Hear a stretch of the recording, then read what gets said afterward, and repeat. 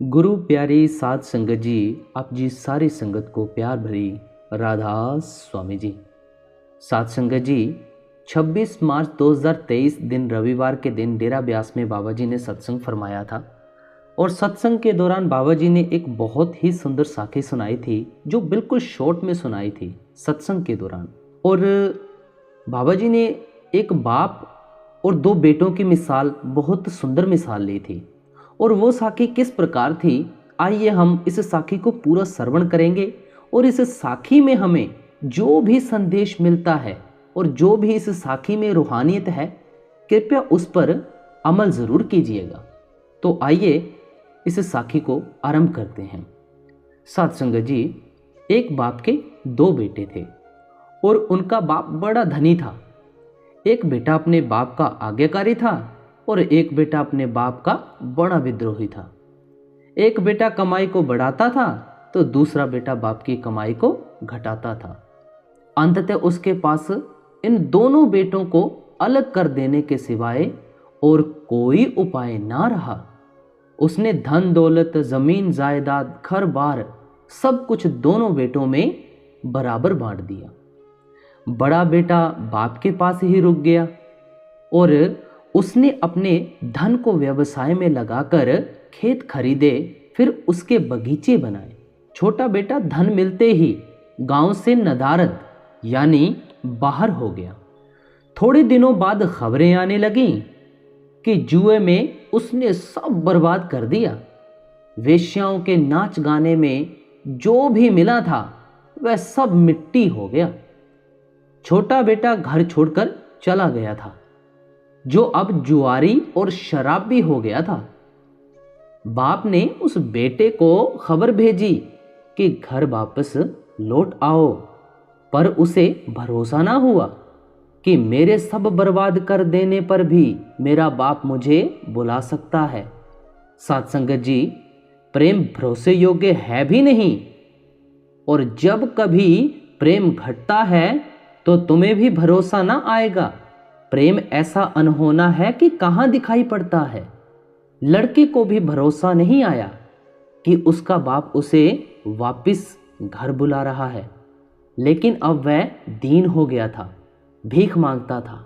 उसने सोचा कि घर लौट चलता हूँ, भीख मांगने से तो अच्छा है और मैं घर के एक कोने में पड़ा रहूँगा। बेटे के आगमन की खबर आई तो बाप ने खुशी से एक बड़ा उत्सव समारोह रखा। बाप ने मिठाई और भोजन तैयार करवाए और सारे गांव को भोजन पर आमंत्रित किया। बड़ा बेटा जब काम करके खेतों से घर वापस लौट रहा था, तब गांव के कुछ लोगों ने उससे कहा कि हद हो गई, ये तुम्हारा दुर्भाग्य है कि तुम यहाँ घर में हो, बाप की सेवा भी करते हो और अपना काम कर इतनी मेहनत करते हो, लेकिन तुम्हारे स्वागत में कभी इस तरह कालीन नहीं बिछाए गए, ना ही तुम्हारे स्वागत में कभी बैंड बाजे बजे, और ना ही तुम्हारे लिए कभी भोज उत्सव हुआ। वह आवारा लड़का तुम्हारा छोटा भाई सब बर्बाद करके वापस घर लौट रहा है। तुम्हारे घर पर उसके स्वागत का इंतजाम हो रहा है। जाओ, तुम भी स्वागत में सम्मिलित हो। घर में घी के दिए जलाए गए हैं, बैंड बाजे बज रहे हैं और मेहमान इकट्ठे हो रहे हैं। तुम्हारा बाप गांव के द्वार पर अपने आवारा बेटे की प्रतीक्षा कर रहा है। यह सुनकर बड़े बेटे को भी दुख हुआ, उसे अंदर चोट भी लगी। वह घर जाकर उदास बैठ गया। और जब बाप छोटे बेटे को, जो घर से भाग गया था, उसे लेकर वापस लौटा, तो बड़े बेटे को उदास पाकर उसने पूछा कि तू उदास क्यों है बेटा? उस बड़े बेटे ने कहा, पिताजी, उदासी स्वाभाविक है, मेरा कभी कोई स्वागत नहीं हुआ। मैं आपकी सेवा कर रहा हूँ, मैं आपके लिए धन कमा रहा हूँ। आपने मुझे जितना धन दिया है उस धन से 4 गुना मैंने कर दिया है, और ये आवारा सब बर्बाद करके लौट आया है, तब भी आप इसका स्वागत धूमधाम से कर रहे हो। तो बाप ने अपने बड़े बेटे को कुछ बातें कहीं जो समझने योग्य हैं। गुरु प्यारी साध संगत जी, हमें भी बाबा जी ने कुछ इस प्रकार ही समझाया था। तो इस साखी का जो निचोड़ है वो आगे इन दोनों बेटों का बाप समझा रहा है, तो इस पर आप ज़रूर अमल कीजिएगा। तो बाप ने कहा, बेटा, प्रेम कमाने वाले में और गैर कमाने वाले में फर्क नहीं करता। प्रेम अंधा होता है। प्रेम जो निकट है उसके प्रति तो आश्वस्त है, जो दूर चला गया है उसे पास लाने की कोशिश करता है। और तुम मेरे पास तो ठीक ठाक हो, इसलिए तुम्हारे लिए किसी विशेष उत्सव रखने की मुझे ज़रूरत नहीं पड़ी। तुम्हारे लिए तो मेरे आशीर्वाद प्रति पल चल रहे हैं, लेकिन जो भटक गया है उसके लिए विशेष आयोजन की ज़रूरत है, तभी वह आश्वस्त हो सकेगा।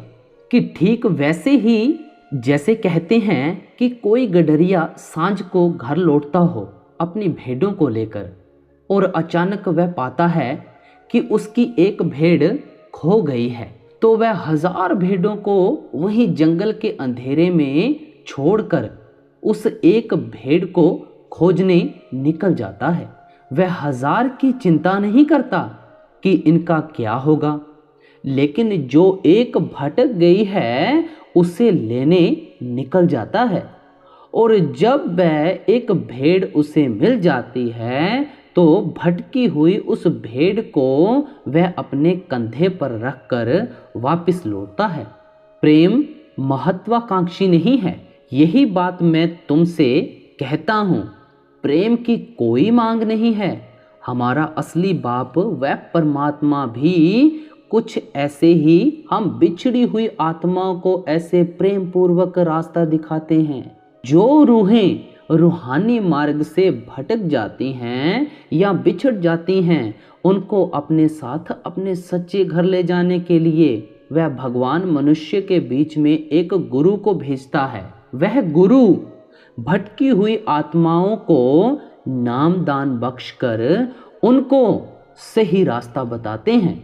गुरु उन भटके हुए लोगों को रास्ते पर ले आते हैं और उन्हें समझाते हैं कि हमारा असली घर कहाँ है।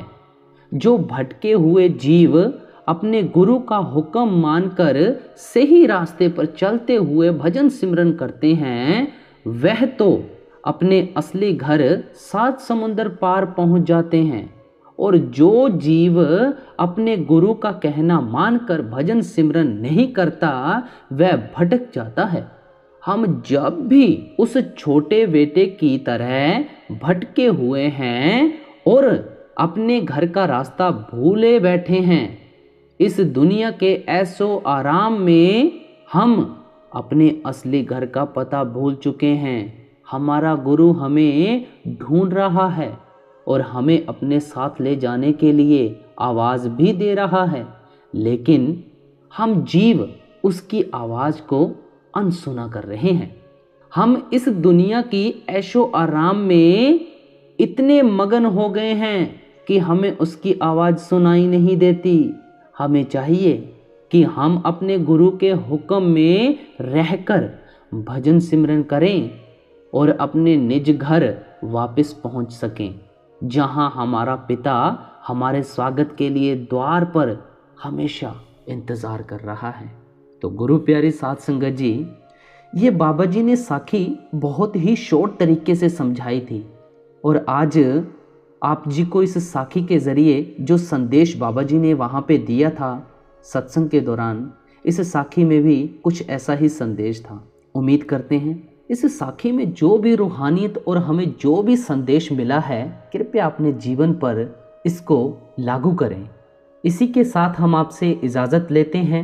अगर आपको ये साखी अच्छी लगी है तो चैनल को सब्सक्राइब करके ऑल नोटिफिकेशन बेल दबाना ना भूलें, ताकि आप इस प्रकार की साखियाँ और भी सुन सकें।